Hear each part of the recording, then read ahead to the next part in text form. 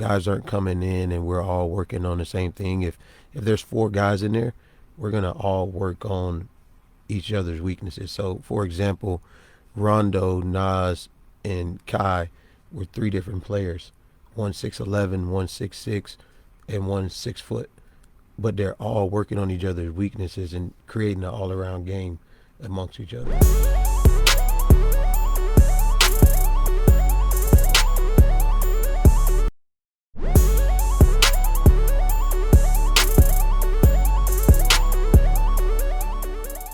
I kind of wanted to, again, kind of in that regard, you work with what I'd characterize as pretty high-level players as a whole. You're generally not dealing with guys struggling to make the JV team. Correct. Now, is that just something that you've kind of built the reputation among the more focused players and they come to you, or do you do some sort of marketing? Again, you're not putting up a bunch of videos every other day showing your work. So how do you get your word out? So it's a unique thing for me, and I'm still navigating it as it goes. Because social media is so, big nowadays. One of my favorite movies is Hitch, and I don't know if you guys remember, but Will Smith didn't do anything, but it was word of mouth. And so that's what my thing is right now. It's a word of mouth thing. Guys are coming to me because of the results of another player. And this parent said, hey, well, this is a guy that really improved my guy's game. And then they come to me. The level that you are, doesn't matter to me. Like I said, it's the commitment. Like I've had a JV guy who is now in college, contributing to his college team because of his commitment. So when he started with me, he was in JV, and now, he got a scholarship to school, and he's a college player, and he's being productive. Nice.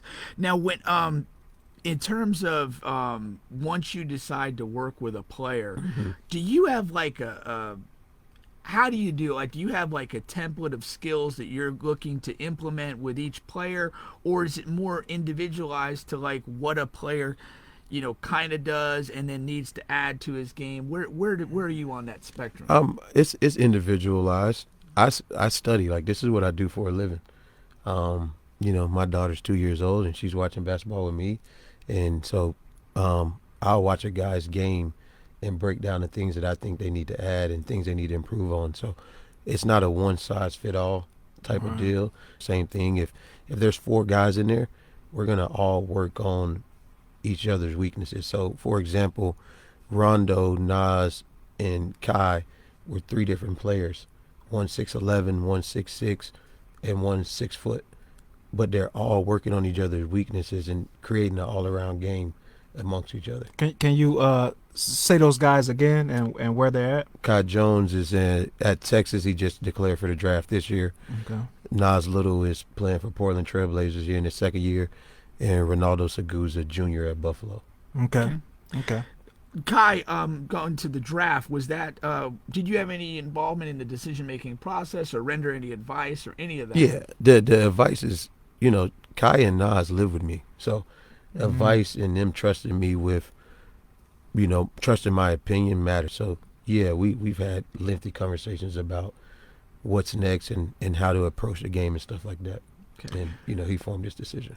So, go ahead. I was going to say, when a player is making a decision to leave college and go into the draft, what resources are available to them from maybe the league perspective to gauge what their relative draft ability is? Is there things that are out there that you can get? You have the undergraduate form that you can fill out. I think we're going to take that step with Rondo, where you fill it out, your college coach signs off on it, and then they send the information on where they think you will be picked if you were in this draft.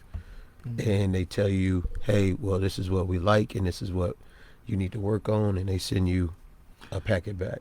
Oh, so it has like genuine feedback, not just like from you're a GMs second-round pick. Yeah. It'll be you need to work develop on here. this and work on that. Okay, I got you. Me personally, just being in this game for a little bit, just the AAU side and going through it with Nas, I have relationships in the industry, and so guys are pretty honest with me about where my guys are, and so they're getting educated. Like they're not guessing. They're getting the truth from the other side.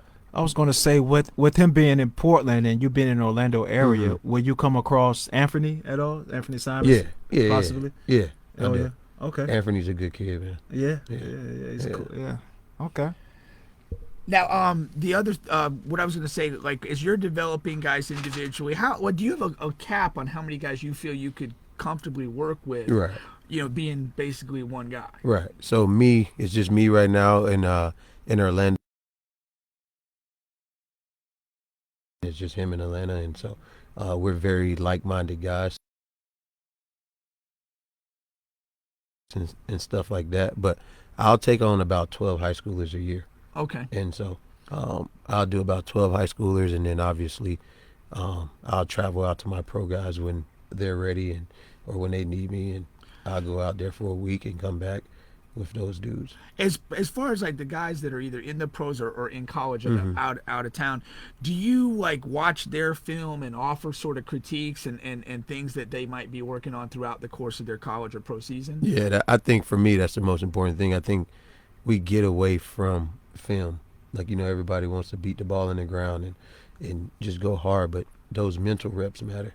And so I am breaking down the guys that I work with. I'm breaking down their film, and I'm sending them stuff, and they're sending me stuff, and we're going back and forth through text if I'm not there. And like I said, whenever a trip needs to be made, I'm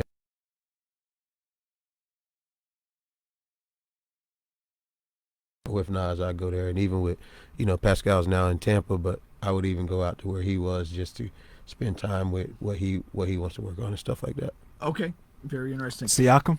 Yeah. Okay.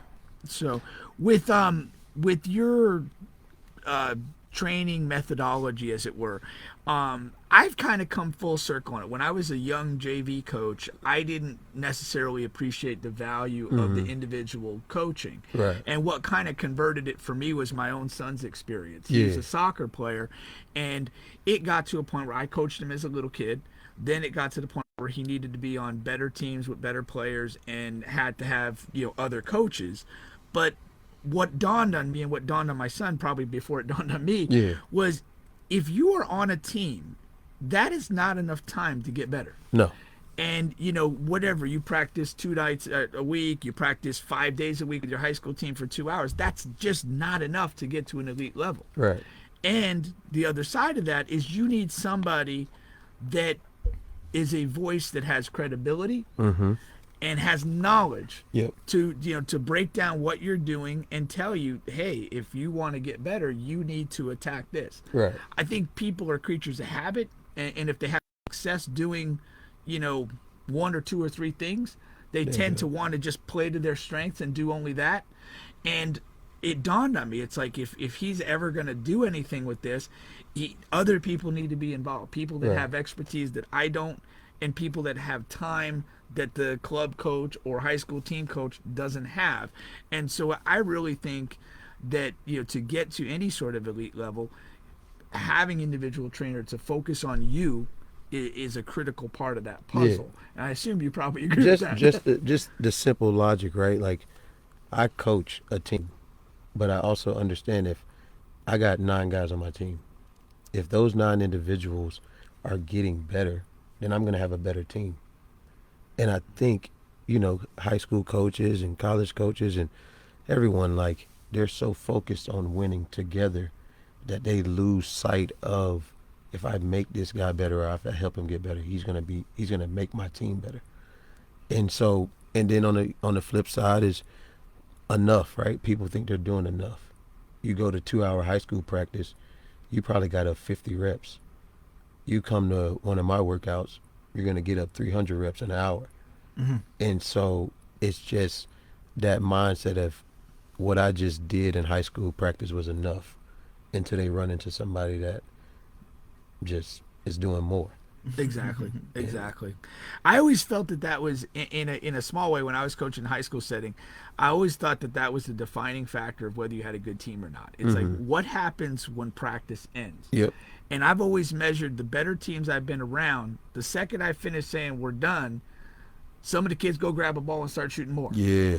And those same kids are going to find a way to go to a person like Yeah. you, or go to the rec or the Y and get up Right. more shots, or steal a key to the 9th grade center at Winter Park and get Yeah. in there. Right. Right. It's just that hunger and that desire to get better and put all the time and all the chips into Yeah. that. Is that something that you've found with Right. guys too? And my industry isn't that old either. Like when I was young, there wasn't no trainers around. Like you went to the park and you played against grown men and you waited till one of those grown men either got hurt or they were too tired and they had Sounds to like go me. home and the sun's getting ready to go down and you get one game in. Right. And you got to prove your worth in that one game and then you come back and you do it again. So like the training now is so available to everyone that I do think the game's in a good place because of training, but I do not want, people to just like what you said, just go pick up the ball yourself Yeah. and just get some stuff in yourself and see what works and what doesn't work. True.